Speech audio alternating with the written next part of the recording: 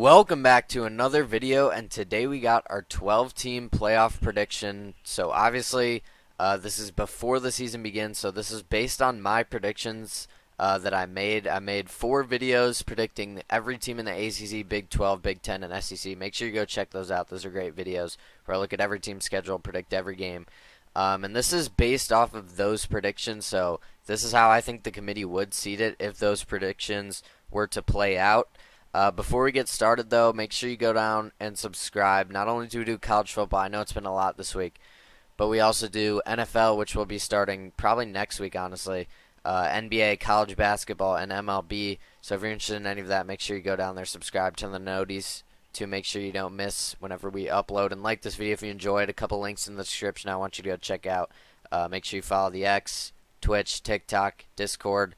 All of those are going to be in the description.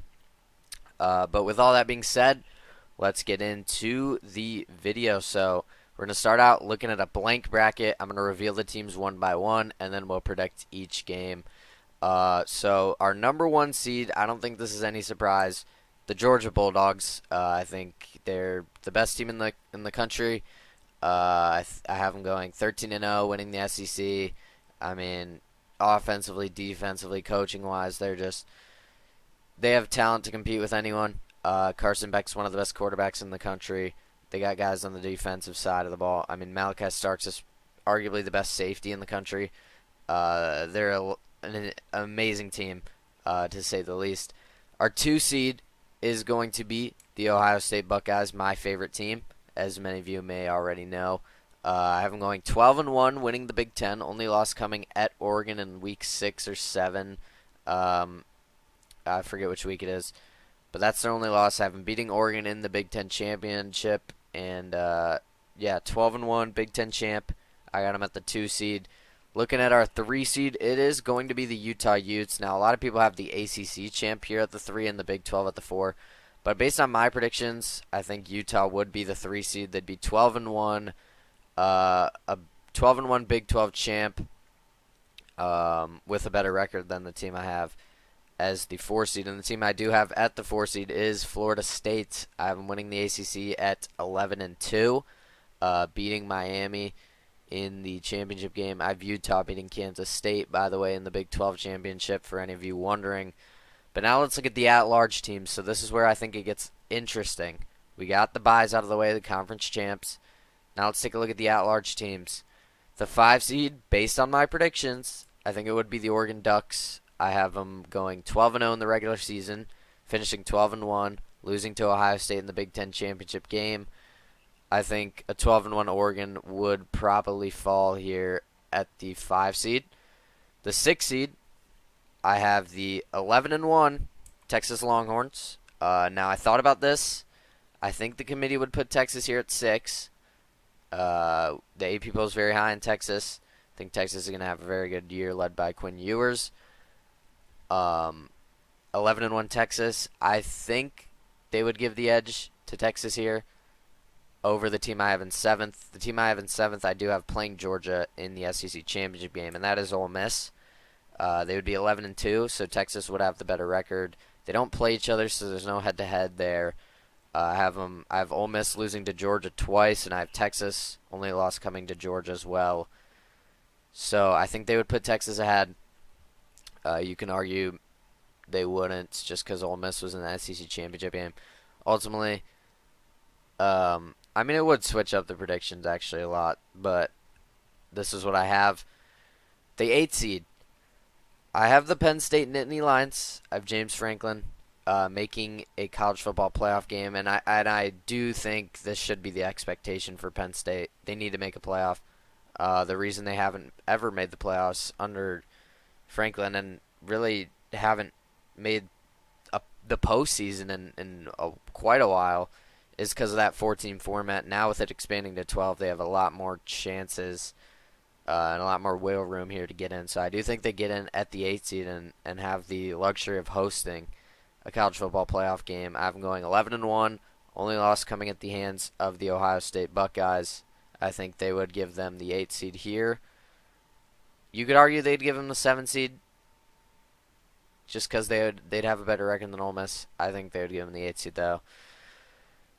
The team I have at 9 is going to be, now this isn't how I would seed it. This is how I think the committee would. I think they would have the Alabama Crimson Tide here at the 9 seed.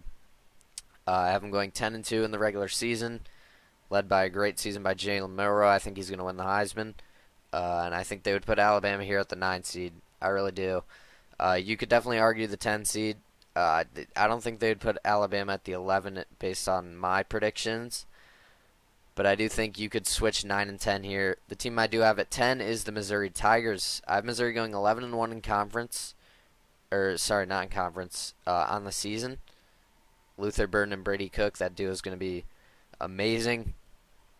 So I have them going 11-1. Alabama 10-2. I do have Alabama seated higher though. Alabama, I do have Missouri's only loss coming to Alabama, so that's kind of why I think they would put Alabama ahead, even with them having one more loss than Missouri. Also, it's Alabama and Missouri, so and I think this is how they would seed it. And the last at-large team, there's a lot of teams I thought about for this last spot. You got a lot of teams in the Big 12. Kansas State, I don't think so, because they would be 10-3 at that point. Oklahoma State's there at 10-2. Arizona, I have going 10-2 out of the Big 12. In the Big 10, you can make an argument. I have Iowa going 10-2. I have Michigan going 9-3. In the SEC, there's a bunch of teams. I have LSU, Tennessee going 10-2. A&M going 9-3. But the team I landed on for this 11 spot is the Miami Hurricanes. I have them losing to Florida State in the ACC championship game, falling to 11-2. But I do think they would still get in on this format. They were in the conference championship game. That's kind of the difference maker that none of the other teams in the conversation for this last spot had on their resume. I definitely did look at a team like LSU. People aren't gonna like that LSU will get left out here at 10-2 just because I have them going 10-2 along with Alabama, and I actually have them beating Alabama. So that could, stir some people the wrong way. But this is how I think the committee would seed it. Yeah, you could definitely make an argument for LSU, Tennessee, even Iowa. Some of the teams in the Big 12, like I mentioned. The Group of 5 team I have here with the 12 seed is going to be Boise State. I think they're going to win the Mountain West. I don't really have a record prediction for them, but I think they will be the Group of 5 team. A lot of people are saying Liberty. I just see if Liberty goes 11-1, if they lose one of the games, just because of how weak their schedule is, I don't think they'll get in. I think they'd put in a 9-3 or a 10-2 Boise State over an 11-1 Liberty, if I'm being honest. So I think Boise State gets in as the Group of 5 spot. But now that all the teams are revealed, let's make some predictions. So starting out at the 8-9 game, a Penn State whiteout game in the playoffs would be absolutely incredible. Kalen DeBoer in his first year as a head coach will be playing a playoff game in Happy Valley. That's going to be very interesting.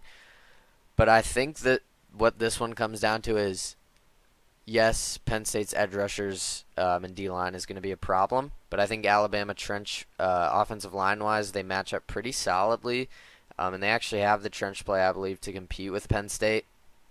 I think at the skill positions, I think they definitely have the talent advantage here. What I think it does come down to is how will Drew Aller play in his first ever playoff game. Jalen Milroe's been here before. He almost beat the national championship or the national champions last year in the playoffs. I think Alabama goes into Happy Valley and gets a win. I do. I think Kalen DeBoer leads. He knows how to win in the playoffs too. He led Washington to a national championship run last year, going 14-1 with the Huskies.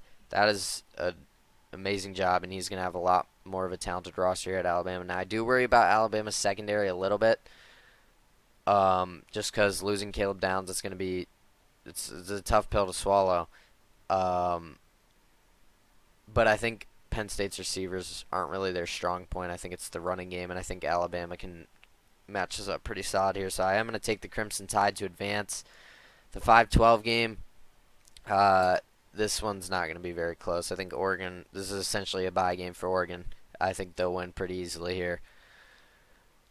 7 versus 10 game, Ole Miss, Missouri.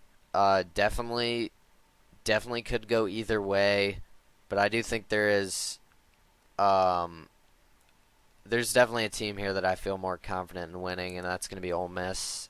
Jackson Dart at quarterback. I just trust him more than Brady Cook. Ole Miss has a plethora of receivers. I think this is Lane Kiffin's most talented team he's ever had. Now, while Missouri brings back a lot of people from last year, and they had a very good season last year, I do think the fact that it's at Ole Miss too, it'll be a road game. I gotta go with the Rebels here, unfortunately for Missouri, but I do think this will be a very fun game. This might be the most fun game of the first round. I feel like it will be very high scoring, but I do think Ole Miss wins in a shootout type game here against Missouri. Now looking at the 6 versus 11, the Texas Longhorns got a couple weeks off, before this. Miami just coming off a tough loss to Florida State in the ACC championship game. Quinn Ewers versus Cam Ward. Coaching-wise, though, I like Texas a lot more here. I think Steve Sarkisian will drop a great game plan, and I think they'll be able to get it done against the Hurricanes, especially at home here in the first round. But now, going into the second round here, so these games will all be neutral site. It's going to be the New Year's Six Bowl. 4 of them will be here, and then 2 of them will be in the semifinal. So that definitely is interesting. That's how they set up, and I actually do like that. But with all that being said, the first matchup here, the 1-seeded Georgia Bulldogs taking on the 8-seeded Crimson Tide, and I'm very back and forth on this one because I always say this: it's very hard to beat a good team twice. I think Kalen DeBoer is one of the best coaches in the country, and Alabama, I do believe, is one of the only teams that I think can actually beat Georgia. I think it's a very few list. I think it's Ohio State can beat Georgia. I think Oregon can. I think Texas can, and I think Alabama can. I think there's only 4 teams in the country that can beat Georgia, and that's just off talent, coaching, play style, everything really. This is a very tough game for me to predict. Alabama coming off a tough road game in Happy Valley. People aren't going to like this, but I think the Crimson Tide take down Georgia. Maybe it was just for Georgia. I mean, they have an Alabama problem. Maybe it's not an Alabama problem. Maybe it's a Nick Saban problem. I don't know, though. I feel like it's an Alabama problem. I mean, Alabama's just that team that Georgia just it's like their kryptonite now. They've beat them recently. I mean, they beat them in the national championship. I mean, they obviously lost in the SEC championship last year, so that's kind of what I'm talking about. But Alabama's beat Georgia plenty of times in recent memory. Even when Georgia's been amazing, Alabama's beat them. I think we could see something like this. Like I said, I think Jalen Milroe's going to win the Heisman. I think he's going to have an amazing season. I think trench play-wise, they match the physicality, and Kalen DeBoer is just an amazing head coach. He is one of the best. He's one of the best head coaches in the country, and I think Kirby Smart is the best. But it's hard to beat a good team twice. I have Georgia beating Alabama in the regular season. I think Alabama gets their revenge here. I think they beat Georgia. I do. People aren't going to like this, like I said, but I think Alabama wins. The 4 versus 5 game, Florida State taking on Oregon. Honestly, DJU's good, but how good is he really? I don't think he's on the level of Dylan Gabriel. I think Oregon just wins here. I don't think Florida State's offense can really keep up. Now, if they slow him down, this could be interesting. But at a neutral site, I think Oregon is just the better team overall here. I got them beating Florida State. Looking at the 2 versus 7, I've seen this in a lot of people's playoffs, and I've actually seen somebody take Ole Miss over Ohio State. I feel like that's interesting, but I'm not going to do it. I'm going to take Ohio State. I'm going to trust Ryan Day. I'm going to trust him over Lane Kiffin. I feel like Ohio State's defense and secondary can match up with Ole Miss's stacked receiving core.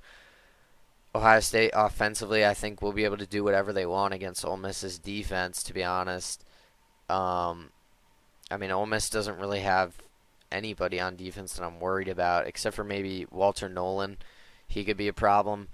Their D line's actually pretty solid, but besides that, I feel like Ohio State's receivers will just get open. I feel like Quinshaw Judkins has a nice revenge game, and I think Ohio State moves on. The 3-seeded Utah Utes taking on the 6-seeded Texas Longhorns. And this is similar to the Florida State-Oregon game. I do love Utah. I do love the way they play physically. I think Kyle Whittingham is one of the best coaches in the country. This could potentially be his last year. I do think Texas beats them. Similar, similar to the Oregon game. I just think talent-wise, they're just the better team here, and on a neutral site, I'm not sure if Utah can keep up. Quinn Ewers is one of the best QBs in the country. He's experienced. I know Cam Rising is too, but I think talent-wise, Texas just has too much here. I think they move on to the semifinals. But that sets up an interesting semifinals here. We got an 8 seed, a 5 seed, a 2 seed, and a 6 seed. Definitely not what you'd expect. In the normal format, only one of these teams would be here. So, just based off seeding, because it's top 4 seeds. So, in the normal format, we'd only see Ohio State here. But, I mean, I know we technically wouldn't because the committee would seed it differently, but you get what I'm saying. So, looking at this first semifinal matchup, Alabama taking on Oregon. Kalen DeBoer once again taking on Dan Lanning. And this would be a great matchup to see these two coaches go at it once again. Two very, very good programs. This would be an amazing semifinal game. I think it would be back and forth. Jalen Milroe taking on Dylan Gabriel. That would be just an amazing matchup to see. I know Kalen DeBoer is undefeated against Dan Lanning, but I think it's the Ducks' year. I feel like just this year they've built so much into this. Their defense is great. Tez Johnson at receiver. They have one of the best receiving corps in the country. Dylan Gabriel, like I said, one of the best quarterbacks. I feel like in the trenches they match up pretty good against Alabama. I feel like Alabama's going to struggle to get some pass rush here on this Oregon offensive line. I think they get it done. I think Oregon beats Alabama to move on to the national championship game. But looking at our next semifinal matchup, the Buckeyes taking on the Longhorns. Quinn Ewers' revenge game. Quinn Ewers taking on Will Howard. I'm back and forth on this one. I feel like Texas is one of those teams that if they get into the playoffs, they're dangerous. With Sark and Quinn Ewers at quarterback, Isaiah Bond at receiver. It's this one. You could convince me either way. If I'm being honest, I do think Ohio State wins. I do get nervous predicting Ohio State to go this far just because we haven't seen Ryan Day get it done in the playoffs, and I mean, technically it is true, but I hate when people say that because, like, if you look at it, Ohio State was an interception away on the final drive of the game last year, beating the national champions on the road.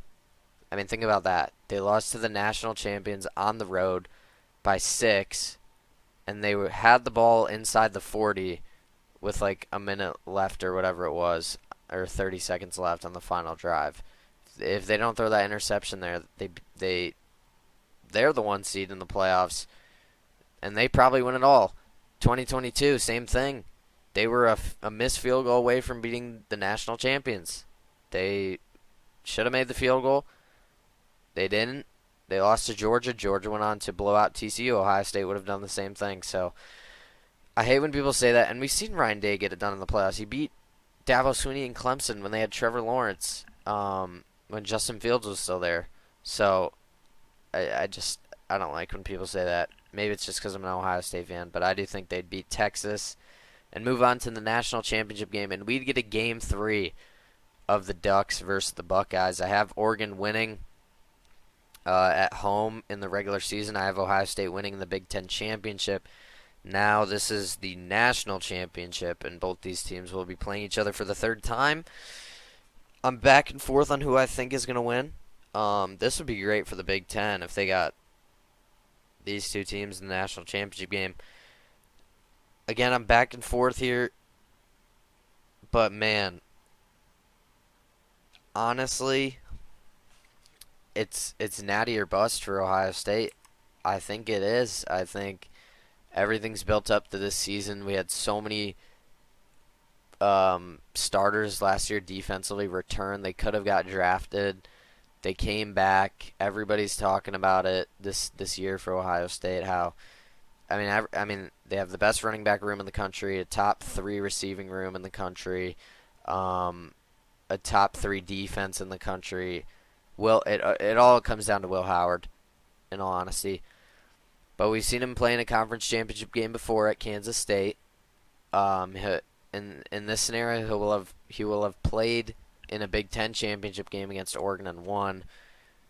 He'll have beaten Ole Miss already. He'll have beaten Texas.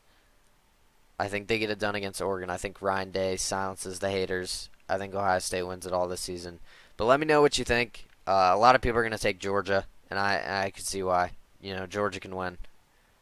Really, there's only a couple teams I actually think can genuinely win the national championship. Honestly, it might just be Georgia, Oregon, and Ohio State. If I'm being 100% honest, that is probably the 3 teams I could actually see. I could see more than 3 teams making the national championship game. Like I could see Texas getting there. I could see Bama getting there. But yeah, there's probably only 3 teams I could see winning it all realistically this year. I think it's Ohio State's year. But again, let me know what you think in the comments. Drop your predictions. Comment what you don't like, what you do like. I don't really care. I'll respond to it. We can debate in the comments. Love to do that.